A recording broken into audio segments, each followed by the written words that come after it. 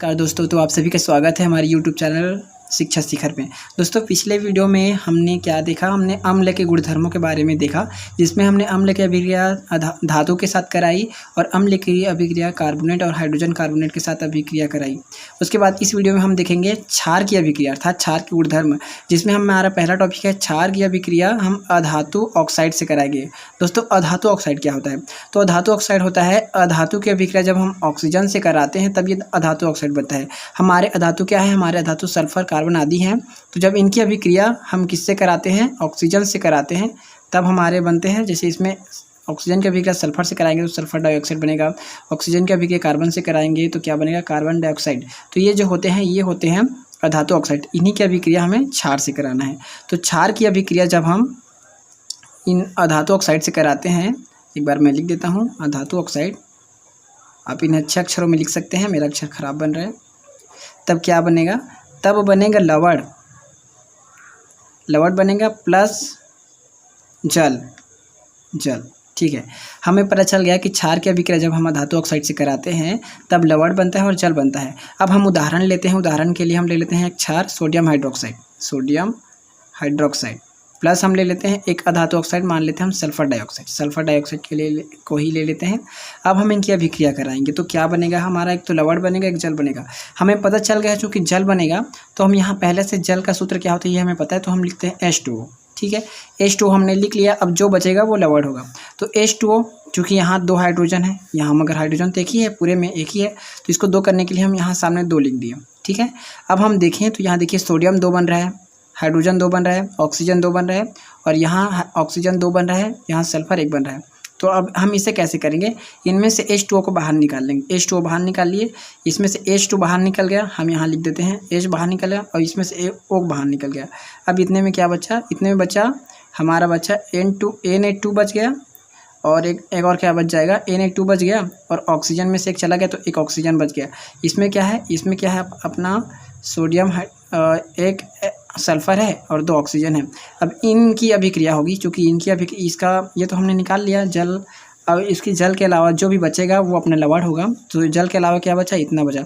और अब इनकी अभिक्रिया कैसे होगी? तो इनकी अभिक्रिया कैसे होगी? देखिए, सोडियम क्या बनाएगा? सोडियम 2+ बनाएगा। सोडियम चूँकि 2 है इसलिए 2+ बनाएगा। और आप अच्छे से देखोगे तो यहाँ क्या बन रहा है? SO2 और ये एक ऑक्सीजन, तो ये बनेगा SO3, और SO3 हमेशा 2- होता है। ठीक है, और ये 2+ हो गया, ये 2- हो गया, तो अब क्या बनेगा? ये क्या बनेगा?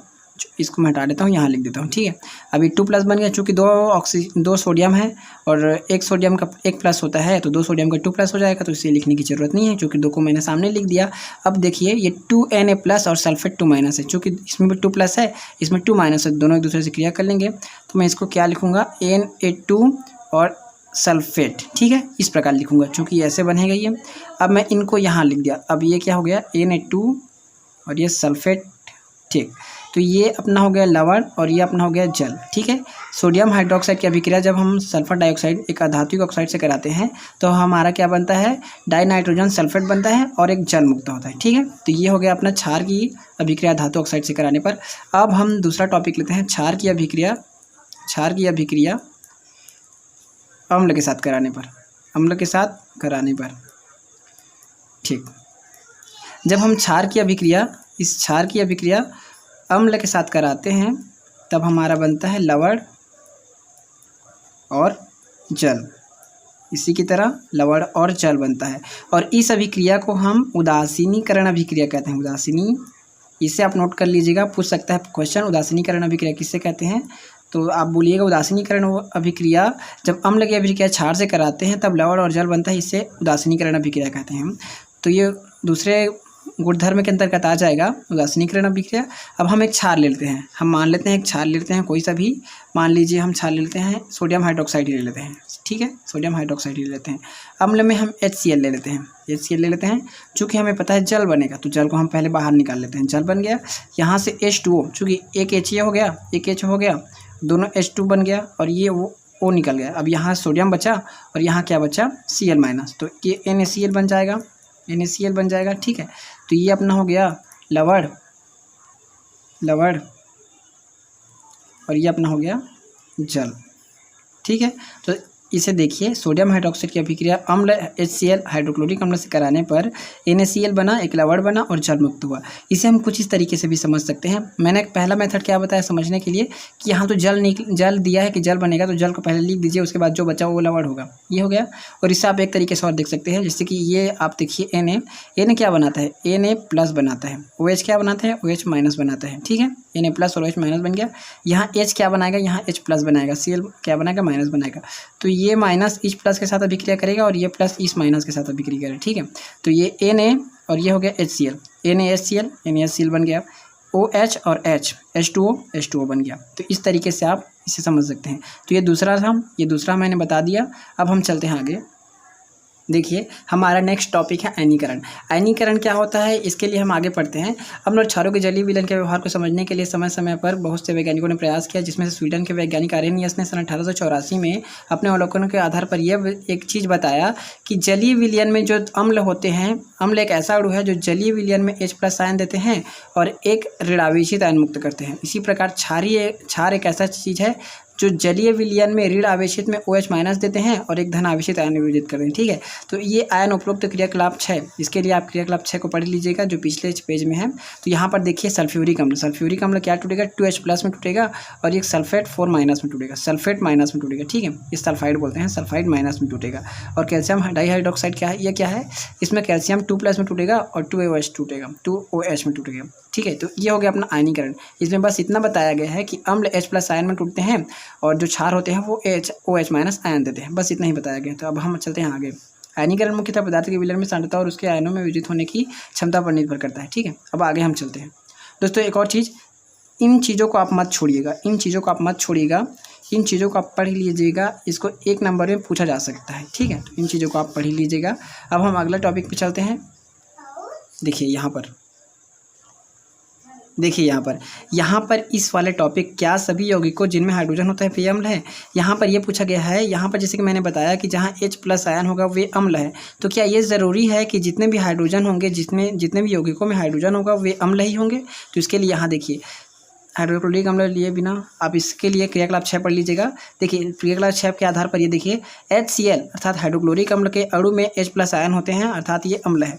जबकि ग्लूकोज का सूत्र होता है C6H12O6, ठीक है। ये आपको पता नहीं होगा तो आप इसे लिख लीजिएगा। ग्लूकोज का सूत्र होता है C6H12O6, जबकि ग्लूकोज में H+ आयन नहीं बनते, इसमें H+ आयन नहीं बनते। अतः यह आवश्यक नहीं है, अतः ये जरूरी नहीं है कि सभी यौगिक जिनके रासायनिक सूत्र कहते हैं इसे, जिनके रासायनिक सूत्र में जब H हाइड्रोजन अर्थात हाइड्रोजन हो तो वे अम्ल ही होते हैं। अर्थात यहाँ पर बस इतना बताया गया है कि ये जरूरी नहीं होता कि किसी भी यौगिक में अगर हाइड्रोजन है तो वे अम्ल ही होंगे, ये जरूरी नहीं होता, ठीक है। तो इस टॉपिक में बस इतना ही बताया गया था। अब हम आगे चलते हैं। कुछ प्रश्न यहाँ दिए गए हैं, इसको मैं आपको एक छोटा सा हिंट देकर समझा देता हूँ। निम्नलिखित में से अम्लों को पहचानिए। इनमें से अम्ल और अम्ल को पहचानना है। देखिए ये क्या है, HNO3, ये है नाइट्रिक अम्ल। चूँकि इसको हम विभजित करेंगे तो ये H+ में टूटेगा और NO3- में टूटेगा। तो ये क्या बन जाएगा, ये H+ में टूट रहता है, ये अम्ल है, एक नाइट्रिक अम्ल, इसका नाम Na2CO3। इसमें हाइड्रोजन है ही नहीं, अर्थात ये अम्ल होगा ही नहीं, ठीक है। ये अम्ल है, ये नहीं है। कैल्शियम हाइड्रोक्साइड, चूंकि ये कैल्शियम हाइड्रोक्साइड देखने से पता चल रहा है कि इसमें OH- है, तो ये क्षार है और इसमें H+ और Cl- बनेगा, अर्थात ये अम्ल है। तो इन चारों में से ये और ये वाला अम्ल है, ठीक है। सल्फ्यूरिक अम्ल प्रबल तथा अमोनियम हाइड्रोक्साइड दुर्बल अम्ल समझाइए। सल्फ्यूरिक अम्ल का सूत्र होता है H2SO4। जब इसे हम वियोजित करेंगे जलीय विलयन में तब ये क्या बनाएगा, ये बनाएगा 2H+, ठीक है, 2H+ बनाएगा। और इसमें अमोनियम हाइड्रोक्साइड का सूत्र होता है NH4 हाइड्रोक्साइड, बोल रहे हैं ना, OH, ठीक। इसमें प्रश्न क्या बोला, सल्फ्यूरिक अम्ल प्रबल अम्ल है तथा अमोनियम हाइड्रोक्साइड दुर्बल क्षार है। अब इसमें देखिए, इसमें क्या हो रहा है, इसमें OH- टूट रहा है, मगर केवल एक ही OH- है, जबकि यहाँ क्या है 2H+2 है। तो देखिए ये संख्या ज़्यादा है इसकी तुलना में, इसलिए ये अधिक प्रबल अम्ल है। चूँकि OH- ये क्षार है, अर्थात इसमें इससे की तुलना में कम है, ये 1 है, अतः ये इसकी तुलना में दुर्बल क्षार है, ठीक है। ये इसका आंसर हो गया। अब हम इन दोनों बड़े क्वेश्चन इतना इंपॉर्टेंट नहीं है, हम आगे चलते हैं। तो हमारा नेक्स्ट टॉपिक है अम्ल व क्षार की विलयन कितने प्रबल हैं। जो अम्ल होते हैं या क्षार होते हैं, इनकी प्रबलता हम कैसे ज्ञात करते हैं।